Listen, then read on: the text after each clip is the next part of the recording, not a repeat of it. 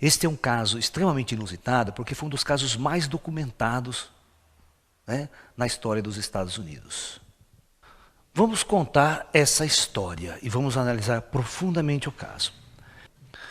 Quando de repente, a mais ou menos na frente, no horizonte, surge no meio da floresta uma luz muito forte que vinha do meio da floresta. Os lenhadores, a princípio, pensaram em incêndio. Mas ao se aproximar, quando ele sai da estradinha e depara com uma região aberta na floresta, e entre as árvores, a mais ou menos uns 6 metros do solo, uma nave muito grande parada no ar. Ou seja, essa nave não estava pousada. Uma nave que emitia muita luz, uma nave muito brilhante. E uma nave assim de uns 30 metros de diâmetro, uma nave grande, não era uma nave piquititica. O solo está aqui. O Travis desce da caminhonete e começa a se aproximar. Ele queria chegar bem perto do objeto, para ver bem de perto. Mas quando ele estava se aproximando, o objeto deu uma balançada, ele assustou, ele se amoitou atrás de uma rocha que tinha aqui. Aí acalmou a situação, ele saiu de novo atrás da rocha e continuou andando. Quando ele chega a uma distância razoável do objeto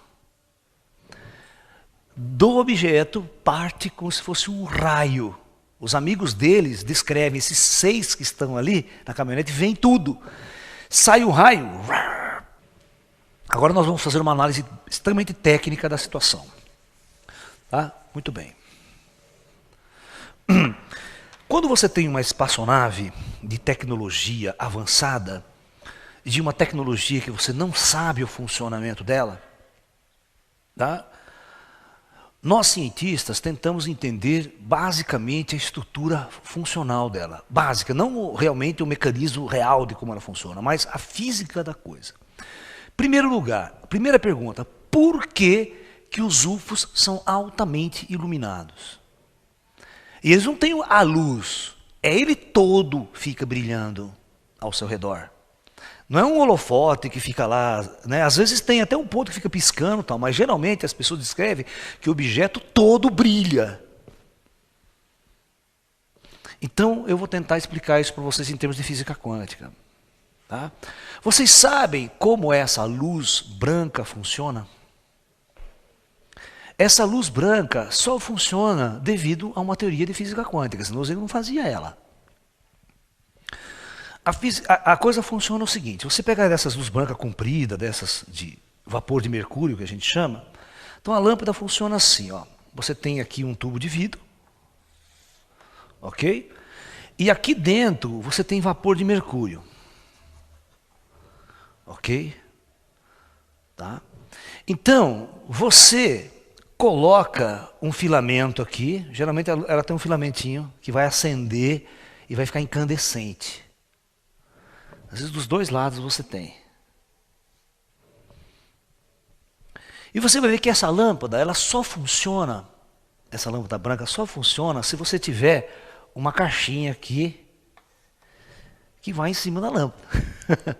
Essa caixinha, ela tem o pessoal fala um reator eletrônico, um transformadorzinho ali, que vai gerar uma tensão de praticamente 20.000 volts de diferença de potencial. Por que tem que ser uma tensão altamente elevada? Por causa do seguinte, quando você cria uma tensão, aqui vai ter uma plaquinha de metal aqui no fundo, e essa placa ela vai criar um campo elétrico positivo e negativo, e vai fazer com que esses elétrons que são liberados aqui por termoiônico, toda ação termoiônica libera elétrons no espaço. Você aquece um filamento e ele libera elétrons. Essa é a base de se construir as primeiras válvulas eletrônicas. E quando você adquirir um campo elétrico forte, polarizado, você faz essa nuvem de elétrons começar a ser acelerada por dentro desse gás. certo? Os elétrons começam a correr dentro do tubo. E quando esses elétrons começam a correr dentro do tubo, vai acontecer um fenômeno quântico interessantíssimo, que é o seguinte: você vai excitar o gás. O gás que está aqui, o vapor de mercúrio, vai ser excitado. O que significa isso? Todo mundo sabe que com um átomo, quando ele é excitado, você tem dois níveis quânticos. Um nível, o elétron está aqui, o elétron bate nesse elétron, transfere energia, esse elétron acelerado que vem, ele transfere energia para esse elétron salta para um nível superior. É um salto quântico de excitação. Mas como átomos excitados não é um estado natural, a tendência é ele voltar de novo para o estado natural. Ok? Então aqui, ele através do choque, através de transferência de energia, de choque, de velocidade de bate no elétron, ele joga o elétron para cima e transfere uma energia. Na hora que ele volta a cair, ele emite um fóton. Ele emite uma radiação eletromagnética. Só que o interessante disso é que essa radiação eletromagnética emitida neste salto quântico é na faixa do ultravioleta. E vocês sabem que o ultravioleta não é visível ao olho nu. Você não vê. E também é prejudicial à saúde, aos olhos. Tá? Então, vai acontecer um novo processo onde, ao redor, vocês vão entender por que quando você quebra uma lâmpada, ela é branca. Ela não é transparente. Se a lâmpada fosse transparente, ela não iluminava nada, ela não brilhava nada. Então aqui você coloca uma camada de fósforo branco, envolvendo toda a lâmpada. Por isso que a lâmpada é branca, ó. Até essa lâmpada de vapor de mercúrio que está aqui. Ela é branca porque vai acontecer a seguinte coisa: quando o elétron, ou esse fóton ultravioleta, bate aqui, ele acontece novamente esse fenômeno aqui.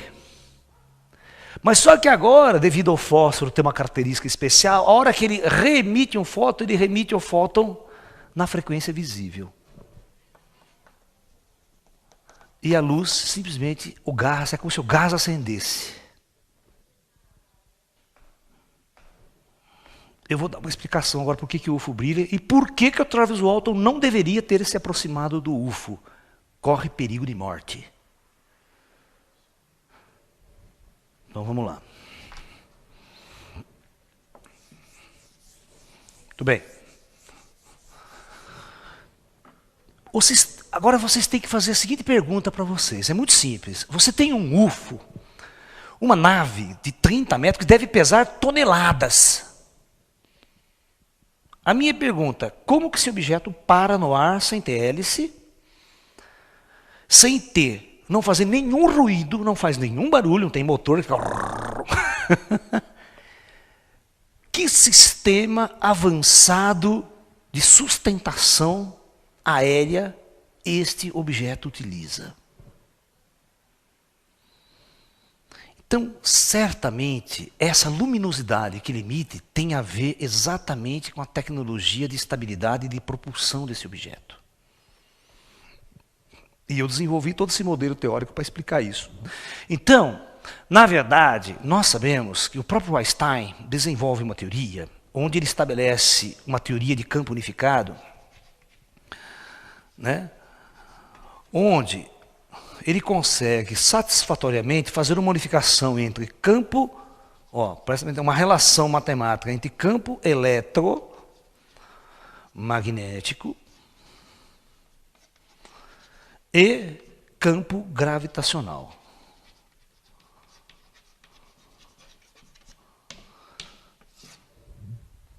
Aí nós vamos entender também porque que quando uma nave com essa tecnologia passa sobre grandes cidades, ocorre um blackout. Quebra a energia elétrica dos grandes centros. Essa nave, ela precisa gerar um campo eletromagnético extremamente intenso para anular o campo gravitacional. Então existe uma tecnologia de quebra de campo gravitacional, para a nave poder simplesmente flutuar como se não existisse peso. Ela anula aquilo que nós chamamos de peso, através de manipulação do campo gravitacional. Ela consegue criar ao redor dela uma zona de campo gravitacional zero. Ela anula o campo gravitacional terrestre. Mas para fazer isso, ela consome um fluxo de radiação eletromagnética muito grande, e ela vai fazer o quê? Aqui nós vamos ter uma camada de energia ao redor da nave, cria-se um corpo altamente carregado eletricamente. O ar se ioniza ao redor da espaçonave. Como nós temos nitrogênio e oxigênio em grande abundância, o nitrogênio e o oxigênio, quando ionizados fortemente, eles simplesmente funcionam como uma lâmpada de neon. Ele vai brilhar pela ação da excitação dos elétrons que estão ao redor da nave, dos gases que estão ao redor da nave, e esses gases vão emitir. Por isso que durante o dia, se você vê uma nave durante o dia, ela não brilha, ela vai ficar leitosa, um leite brilhante. É só você pegar uma lâmpada neon e botar lá no claro agora, você vai ver que ela não brilha muito. Ela fica meio um branco leitoso. Mas à noite, não, à noite você vai ver um brilho branco intenso. E nós temos na casuística ufológica a seguinte análise visional. Todos os contatados vão descrever a seguinte situação. Presta atenção no que eu vou dizer. Para vocês verem como a minha teoria, ela é uma teoria muito boa para explicar o funcionamento das espaçonaves. Quando uma espaçonave está estacionada no ar, a coloração dela geralmente é vermelho-laranja. É vermelho-laranjado. Parece aquela coisa pegando fogo mesmo. Ela está parada. Quando essa nave ela vai acelerar e aumentar a sua velocidade, a descrição sempre é essa. Ela começa a mudar de cor. Ela vai para o verde e finalmente ela parece totalmente azulada. Isto significa o quê? Presta atenção, que quem conhece física quântica sabe que quando o nível de energia está baixo, a frequência de excitação dos elétrons também é baixa e a radiação vai partir na cor laranja avermelhada. A hora que ele aumenta o campo para acelerar, ele vai dar energia aos elétrons que estão à sua volta, a frequência vai aumentar e a radiação emitida então vai mudar de frequência e vai vai subir o espectro da luz do eletromagnético, que vai do vermelho até o azul e o violeta, certo? Então, quando a nave está muito rápida, ela vai saindo com uma coloração azul. Então, isso indica por que a nave ela muda de cor de acordo com a velocidade que ela está propagando. Muito bem. Então, eu quero que vocês imaginem que essa nave estacionada, parecendo pegando fogo, por isso que ele imaginou que estivesse pegando fogo na floresta, porque a cor era de fogo, avermelhado, alaranjado. Agora, pensa bem, essa nave está a 6 metros de altura. Vocês imaginem quanta radiação, quanto elétron ionizado não está aqui. Isso significa que a volta da nave está totalmente carregada com cargas elétricas, que nós vamos chamar de cargas elétricas negativas. Ela começa a carregar, isso aqui começa a carregar, que fica super ionizado. Isso vai fazer com que na proximidade, no solo, ocorre uma inversão de carga. Vai haver um acúmulo de carga positiva aqui embaixo. Isso aqui é uma placa, criou-se um capacitor de placa, onde você tem duas coisas, por exemplo, um campo elétrico forte entre esses dois pontos. Aqui nós vamos ter a criação de um campo elétrico violento. Ok? Muito bem. Aí nós temos o Travis Walton se aproximando para ver o bicho. E o mais importante é que quando ele vai se aproximar de uma zona, esta zona aqui, abaixo da espaçonave, o G é 0. Por que o G é 0? Porque a nave, ela simplesmente anulou o campo. Se você entrar nessa zona, você flutua. Você também flutua. Porque a tecnologia dessa espaçonave retirou o campo gravitacional dali. Então eu vou explicar tecnicamente por que quando ele recebeu o raio, ele ficou flutuando, parado no ar, sem cair. Ele demorou algum tempo para cair. Então ele vem andando. Mas não se esqueça que à medida que o Travis está andando, o que as cargas elétricas estão fazendo nele? Estão subindo tudo nele, ele está ficando positivo pra caramba. Ele tá sendo carregado positivamente porque o ar está ionizando tudo à sua volta. A hora que o Travis chega exatamente e ultrapassa essa barreira aqui, ele entra nessa zona de gravidade zero, não foi o ET que deu um raio nele. Não foi uma arma extraterrestre. Os ETs não fazem isso, eles não têm interesse em matar ninguém. Só que, veja bem, os ETs só perceberam a aproximação deles num momento que não dava mais tempo. Por isso que primeiro ele fez ver se assustava o Travis para o Travis afastar-se. Que quando ele fez isso aqui, ele achava que o Travis ia se assustar e ia voltar. Por quê? Aí você pergunta, mas por que a nave não foi embora? Ela não podia mais ir embora naquele momento. Por quê? Se ele, vocês imaginem, para acelerar a nave, o que ele tem que fazer mesmo? Dar energia, não dá? Aumentar, isso significa aumentar muito mais a potência do campo e aumentar muito mais a carga que está aqui. Certamente ele ia morrer nessa operação. Então eles ficaram com o mínimo de carga possível, mas aí o que aconteceu? A hora que o Travis atingiu essa zona, essas cargas elétricas caíram como raio em cima dele. Ó. Ele virou um para-raio. Aí ele tomou um raio muito forte, uma descarga elétrica muito forte, e ele estava na zona zero e ele flutuou. Ele ficou assim, a história conta, ele conta e os amigos contam que ele fez isso aqui, ó. Ele tomou a carga, ele levantou no ar, fez uma curva assim e caiu uns 2, 3 metros lá fora. Tem um artigo novo que eu li aí de um astrofísico americano. Ele estava tentando solucionar essa história da matéria escura e ele criou uma coisa que eu criei no meu livro olha que louco. Pega o meu livro que chama Física Quântica e Ufologia, quando eu vou tentar explicar para vocês o funcionamento dos discos voadores, né, do núcleo de matéria negativa, certo? Massa negativa, tá? Massa negativa, matéria negativa. Ninguém tinha falado nisso ainda. Esse cara começou a usar esse conceito de matéria negativa para explicar a matéria escura no universo. Você está entendendo? O cara copiou minha ideia e não deu não deu um aval para mim, viu, Carlão? Não se deu meu nome, porque eu que criei essa ideia de matéria negativa para você ter um campo repulsivo gravitacional, entendeu? Né? Você tem dentro do disco voador um núcleo de matéria negativa, onde você controla a gravitação por a polarização inversa que esse campo vai criar. Então eu posso anular a gravidade e posso acelerar na minha nave com alta velocidade apenas com impulso gravitacional, repulsão gravitacional, né? Porque o nosso campo gravitacional só atrai. Isso porque a gente chama, né, que nós temos uma matéria que cria uma curvatura no espaço-tempo. Mas se eu tiver uma matéria com massa negativa, eu vou criar uma curvatura negativa. E esses corpos vão se repelir, não vão se atrair mais. Né?